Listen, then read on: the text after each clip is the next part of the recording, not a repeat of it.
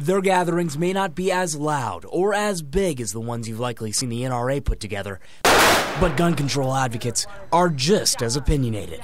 It bothers me that my grandchildren are growing up in such a violent world.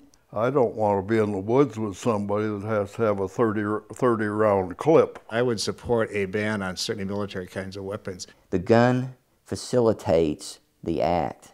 William Colbert does not have a gun in the house. He feels it would not keep his family any safer. He cites studies like this one by the American Journal of Lifestyle Medicine, which shows mortality rates are higher in states where there are more guns than the ones where there are fewer.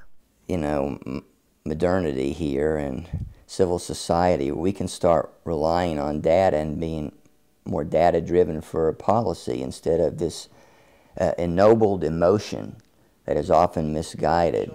But for this trio, they say statistics aren't the only thing they have on their side. To them, the push for more gun control is also just common sense. Every case you hear of, whether it's the recent school shootings, it's the movie theater massacre that occurred, somebody walks in holding a rifle with this humongous magazine attached, which only purpose served is to fire as many rounds as possible in as a minimum amount of time. It doesn't violate anyone's rights to say, you cannot use this weapon, use this kind of a magazine attached to your weapon.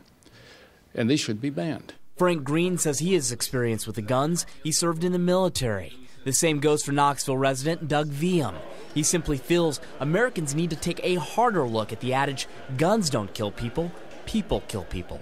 My sense is people have a weapon and a tool to do an act that they really wouldn't otherwise do if they had to think about it. But he says the path to peace relies on more than just gun control.